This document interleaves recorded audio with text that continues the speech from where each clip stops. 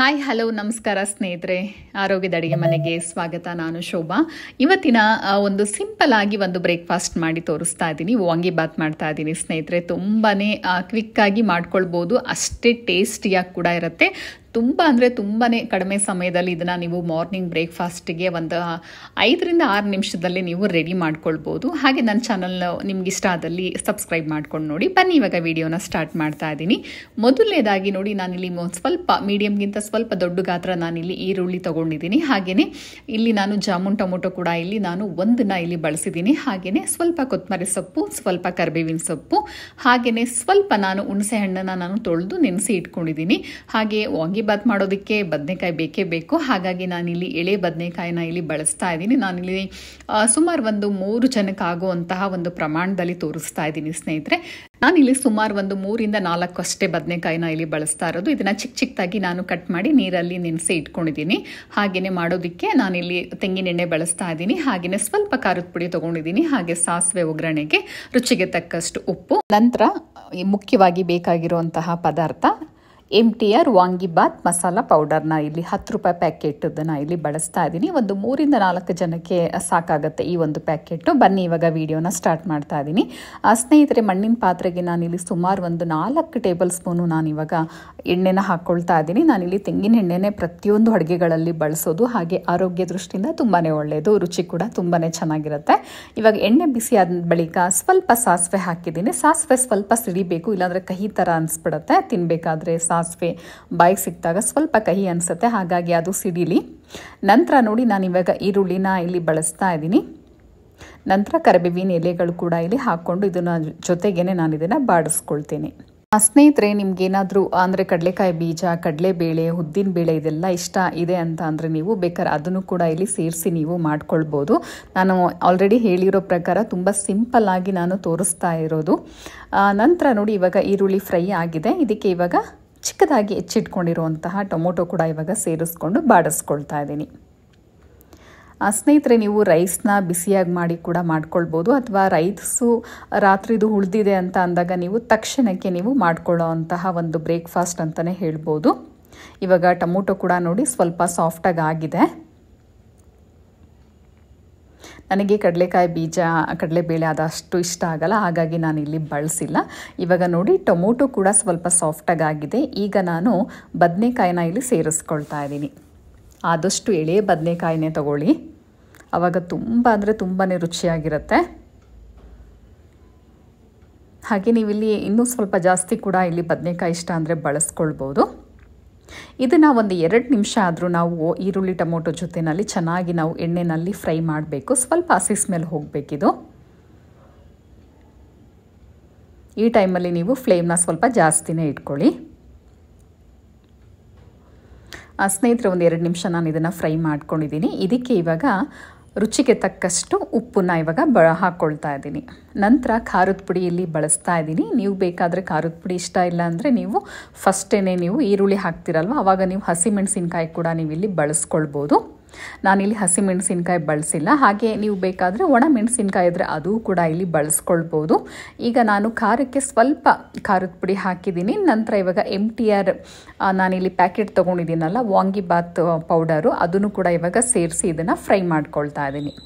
Just ಒಂದೇ ನಿಮಿಷ ನಾವು ಫ್ರೈ ಮಾಡಿಕೊಂಡ್ರೆ ಸಾಕು. ಈ ಮಸಾಲೆಗಳು ಕೂಡ ಎಣ್ಣೆಯಲ್ಲಿ ಚೆನ್ನಾಗಿ ಫ್ರೈ ಆಗೋದ್ರಿಂದ ತುಂಬಾ ರುಚಿ ಕೊಡುತ್ತೆ ತಿನ್ನಬೇಕಾದ್ರೆ. ಇದಕ್ಕೆ ಇವಾಗ ನೋಡಿ, ಸ್ವಲ್ಪ ನಾನು ಹುಣಸೆ ಹಣ್ಣನ್ನು ನೆನೆಸಿ ಇಟ್ಕೊಂಡಿದ್ನಲ್ವ, ಅದನ್ನು ಇವಾಗ ಸ್ವಲ್ಪ ಹಾಕ್ಕೊಳ್ತಾ ಇದ್ದೀನಿ. ಹಾಗೆ ಹುಳಿನ ನೀವಿಲ್ಲಿ ನೋಡ್ಕೊಂಡು ಮಾಡ್ಕೊಳ್ಳಿ. ಇನ್ನೊಂದು ಸ್ವಲ್ಪ ಹುಳಿ ಬೇಕು ಅಂದರೂ ನೀವು ಇಲ್ಲಿ ಬಳಸ್ಬೋದು. ಆಲ್ರೆಡಿ ನಾನು ಇವಾಗ ಟೊಮೊಟೊ ಕೂಡ ಹಾಕಿರೋದ್ರಿಂದ ಅದರಲ್ಲೂ ಕೂಡ ಸ್ವಲ್ಪ ಹುಳಿ ಇರುತ್ತೆ, ಹಾಗಾಗಿ ನೋಡ್ಕೊಂಡು ಮಾಡ್ಕೊಳ್ಳಿ. ಸ್ನೇಹಿತರೆ, ಇವಾಗ ನಾನು ಹುಣಸೆಹಣ್ಣು ರಸ ಸೇರಿಸಿದ ನಂತರ ಇವಾಗ ಚೆನ್ನಾಗಿ ಇದನ್ನು ನಾನು ಮಿಕ್ಸ್ ಮಾಡ್ಕೊಂಡಿದ್ದೀನಿ. ಈಗ ನಾನು ಮುಚ್ಚಳನ ಮುಚ್ಚಿ ಸುಮಾರು ಒಂದು 3ರಿಂದ 4 ನಿಮಿಷ ನಾನು ಇದನ್ನು ಲೋ ಫ್ಲೇಮಲ್ಲೇ ನಾವು ಇದನ್ನು ಬೇಯಿಸ್ಕೊಳ್ಬೇಕಾಗತ್ತೆ. ಇವಾಗ ನಿಮಗೆ ತೋರಿಸ್ತಾ ಇದ್ದೀನಿ. ಬದನೆಕಾಯಿ ಕೂಡ ನೋಡಿ, ನಾವು ಸಣ್ಣಕ್ಕೆ ನಾವು ಇಲ್ಲಿ ಹೆಚ್ಚಿ ಎಣ್ಣೆ ಜೊತೆಯಲ್ಲಿ ನಾವು ಚೆನ್ನಾಗಿ ಆವಾಗಲೇ ಫಸ್ಟೇ ನಾವು ಒಂದು 2 ನಿಮಿಷ ನಾವು ಫ್ರೈ ಮಾಡ್ಕೊಂಡಿದ್ವಲ್ವ, ಸೊ ಸಾಕಾಗತ್ತೆ. ತುಂಬ ಹೆಚ್ಚೊತ್ತೇನು ಬೇಕಾಗಿಲ್ಲ. ಹಾಗೆಯೇ ಬೇಗ ಕೂಡ ಬೆಂದ್ಬಿಡತ್ತೆ ಬದನೆಕಾಯಿ. ನೋಡಿ ಯಾವ ರೀತಿ ಬಂದಿದೆ ಅಂತ ಅಂದ್ಬಿಟ್ಟು. ಬೇಗನೆ ಬೆಂದ್ಬಿಡುತ್ತೆ. ಹಾಗೆಯೇ ಸ್ವಲ್ಪ ಎಣ್ಣೆ ಬಿಡಬೇಕು, ಆವಾಗ ಇದು ಕಂಪ್ಲೀಟಾಗಿ ರೆಡಿ ಆಗಿದೆ ಅಂತ ಅಂದ್ಬಿಟ್ಟು.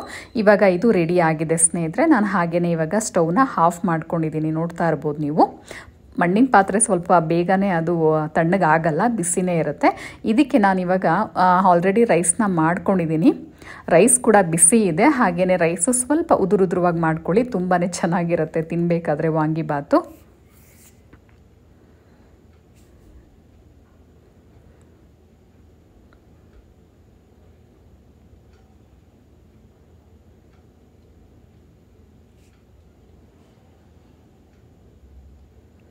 ಇವಾಗ ಇದನ್ನು ಚೆನ್ನಾಗಿ ಮಿಕ್ಸ್ ಮಾಡ್ಕೊಳ್ಳೋಣ.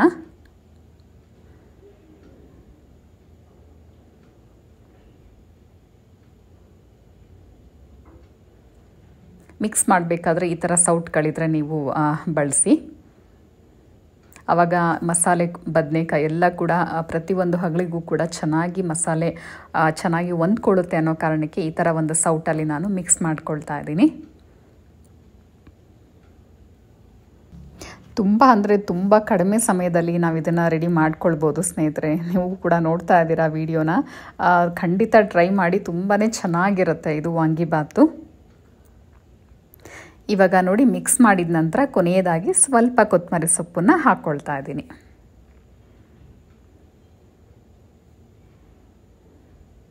ಈಗ ಮತ್ತೊಮ್ಮೆ ಮಿಕ್ಸ್ ಮಾಡ್ಕೊಳ್ತಾ ಇದ್ದೀನಿ. ಹಾಗೆ ಬದನೆಕಾಯಿ ಕೂಡ ನೋಡ್ತಾ ಇದ್ದೀರಾ, ತುಂಬಾ ಓವರಾಗಿ ನಾನಿಲ್ಲಿ ಬೇಯಿಸ್ಕೊಂಡಿಲ್ಲ, ಎಷ್ಟು ಬೇಕೋ ಅಷ್ಟು ಮಾತ್ರ ಮಾಡ್ಕೊಂಡಿದ್ದೀನಿ, ಅಂದರೆ ಬೇಯಿಸ್ಕೊಂಡಿದ್ದೀನಿ ನೋಡಿ. ಇವಾಗ ನಾನು ಇದನ್ನು ಚೆನ್ನಾಗಿ ಇವಾಗ ಮಿಕ್ಸ್ ಮಾಡ್ಕೊಂಡಿದ್ದೀನಿ. ಹಾಗೆ ನೀವು ನೋಡ್ತಾ ಇರ್ಬೋದು ರೈಸ್ ಕೂಡ ತುಂಬಾ ಉದುರುದ್ರವಾಗಿ ಕೂಡ ಬಂದಿದೆ. ಇವಾಗ ಫೈನಲ್ ಆಗಿ ವಾಂಗಿಬಾತು ರೆಡಿ ಟು ಸರ್ವ್. ಹಾಗೆ ಯಾರೆಲ್ಲ ವೀಡಿಯೋಸ್ನ ನೋಡ್ತಾ ಇದ್ದೀರಾ, ಹಾಗೆ ದಯವಿಟ್ಟು ಎಲ್ಲರಿಗೂ ಕೂಡ ಈ ಒಂದು ವಿಡಿಯೋನ ಶೇರ್ನ ಮಾಡಿ, ಹಾಗೆಯೇ ಕಮೆಂಟ್ ಮೂಲಕ ಅನಿಸಿಕೆನ ತಿಳಿಸಿ. ನೀವು ಕೂಡ ಟ್ರೈ ಮಾಡಿದ ಮೇಲೆ ಹೇಗೆ ಬಂದಿತ್ತು ಅಂತ ಅಂದ್ಬಿಟ್ಟು. ಇವಾಗ ತಟ್ಟೆಗೆ ಸರ್ವ್ ಮಾಡ್ಕೊಳ್ತಾ ಇದ್ದೀನಿ ಸ್ನೇಹಿತರೆ.